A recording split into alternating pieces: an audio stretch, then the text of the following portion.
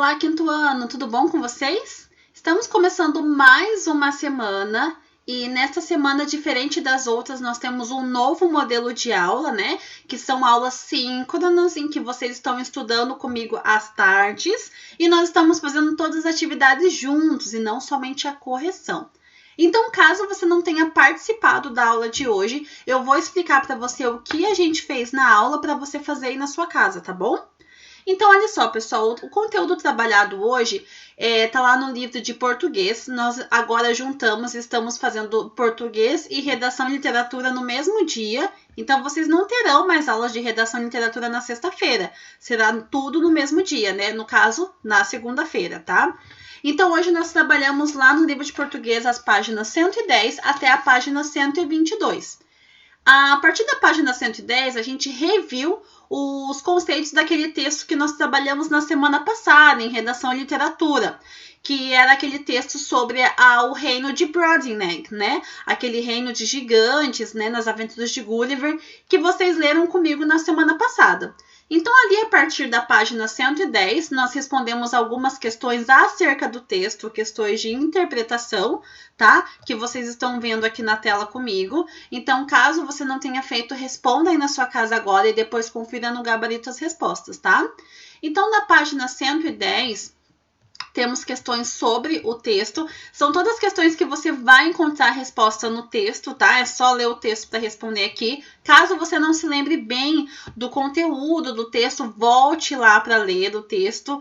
Leia novamente, que é uma aventura super legal da Terra dos Gigantes. Eles têm problemas diferentes do nosso, lembram? Então, é sobre essa história. Então, aqui até a página... deixa eu ver aqui. Até a página 115... nós iremos fazer essas atividades ainda sobre o reino de Brobdingnag, tá? Agora, pessoal, ali na página... deixa eu só confirmar aqui. Na página 112, vocês têm que fazer uma produção textual, tá? Então, além das questões que vocês estão fazendo de produção, de interpretação de texto, do texto do reino de Brobdingnag, vocês também vão fazer na página 112 uma produção de texto, que é essa que segue aqui na tela. O que está pedindo essa produção? Para que você conte o que você faria se você estivesse no lugar de Gulliver lá naquele reino de Brobdingnag, né? O que você iria explorar nessa terra de gigantes? Qual outras dificuldades você acha que enfrentaria? O que você acha que podia ser vantajoso em ser menor do que os outros? Porque lá você seria bem pequenininho. Então, você vai se colocar na situação do Gulliver, se imaginar no lugar dele e vai responder aqui, ó, na questão 5 da página 112, você vai contar como seria você, né? O que você acha que iria acontecer chegando a Brobdingnag, tá? Quando você chegasse lá, o que você queria descobrir? O que você queria explorar? Então, responda aqui, tá? Nesse espaço do livro da página 112. Se faltar espaço, você pode escrever no fichário também, tá bom? Mas o ideal é que você possa fazer aqui mesmo, né? Nessas poucas linhas. Então, conte como você acha que seria essa experiência, tá?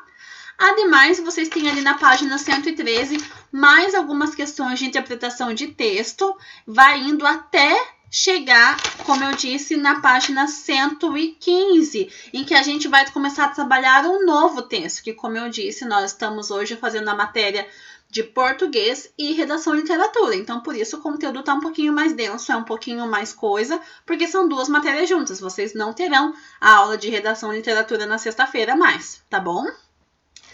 Ali, pessoal, na página 105, nós temos um texto sensacional. Vamos ver a introdução ali.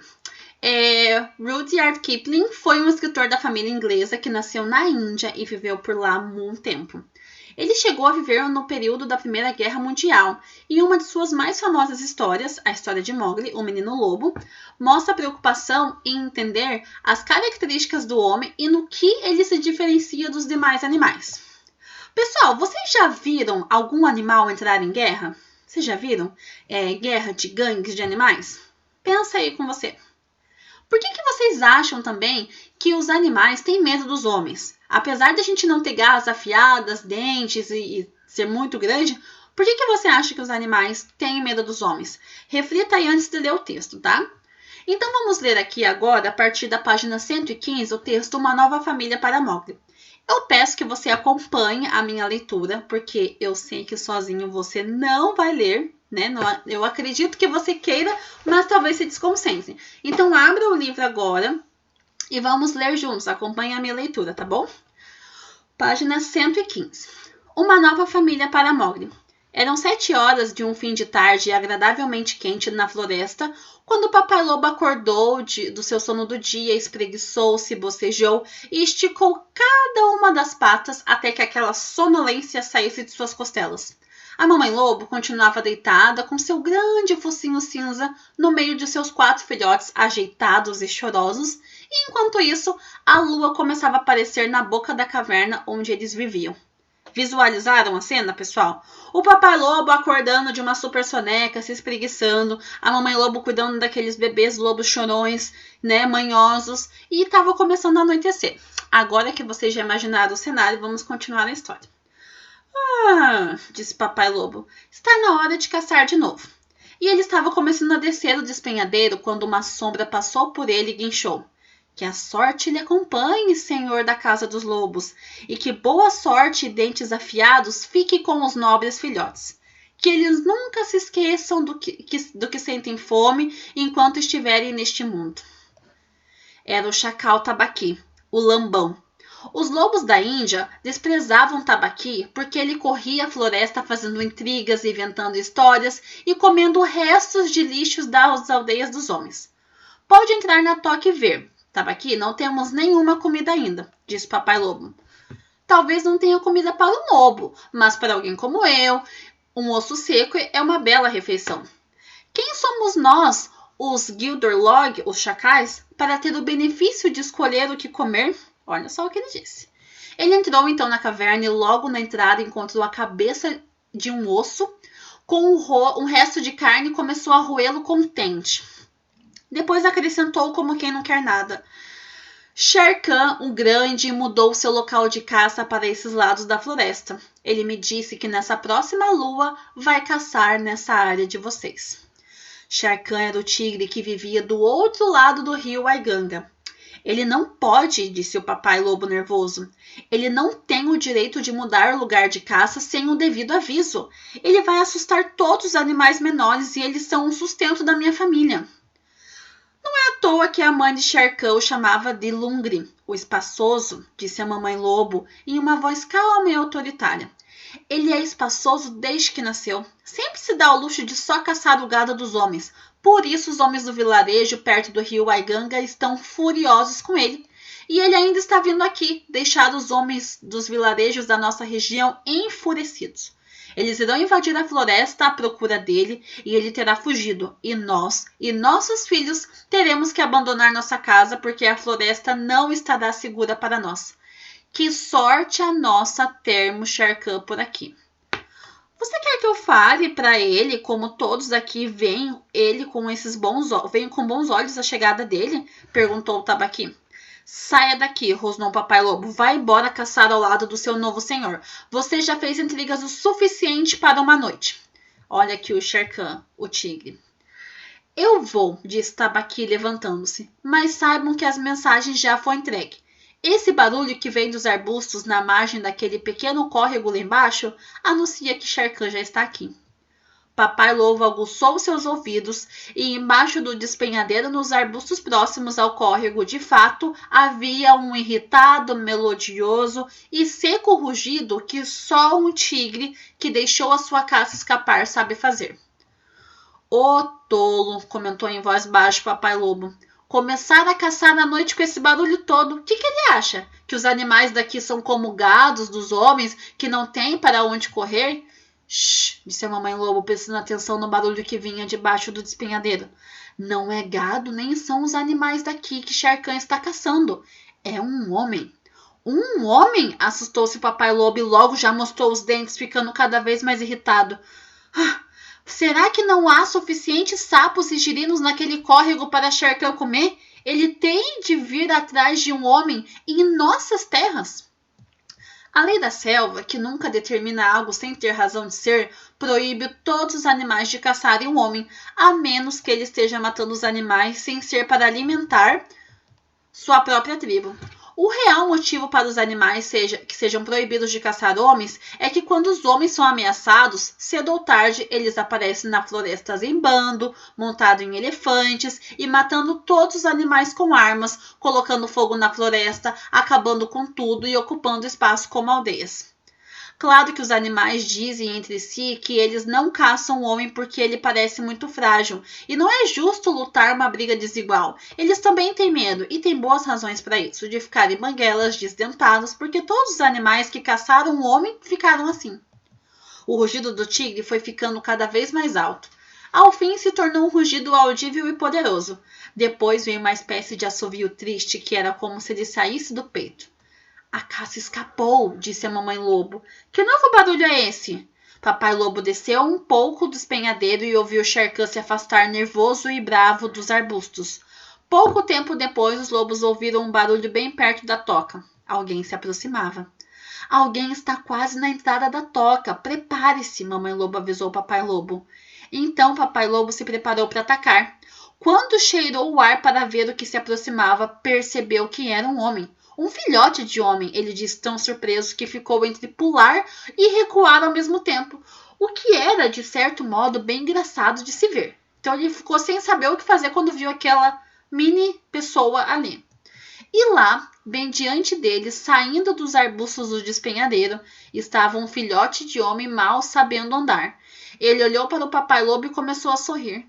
Um filhote de homem, disse a mamãe lobo. Traga-o aqui. Eu nunca vi um filhote de homem. Um lobo que está acostumado a carregar seus filhotes na boca é capaz de conseguir carregar um ovo entre os dentes sem quebrá-lo. Então não foi muito difícil trazer Mowgli até a mamãe lobo, que esperava na toca. Que pequeno, disse a mamãe lobo quando Mowgli foi colocado pelo papai lobo sem sequer um arranhão entre as patas dianteiras da loba. Que pequeno, sem pelo e careca.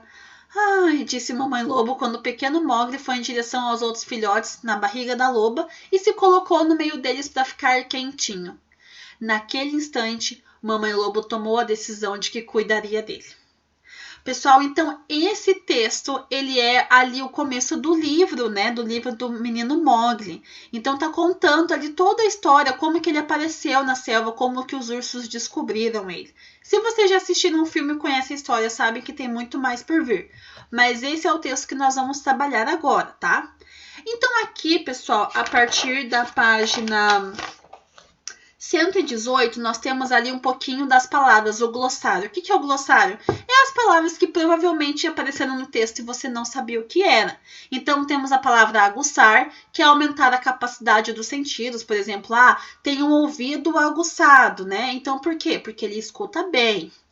Benefício é o mesmo que privilégio. Despenhadeiro é um local muito elevado, né? Como o alto de um morro, né? Lá de cima, vai indo lá para baixo. Guinchar é chiar ou ter um som parecido com o de porco, tá bom? Então, esse aqui é o glossário para vocês saberem, caso vocês não tenham entendido alguma das palavras. Ali, pessoal, a partir da questão 1 da página 118, vocês irão trabalhar questões sobre o texto também, tá?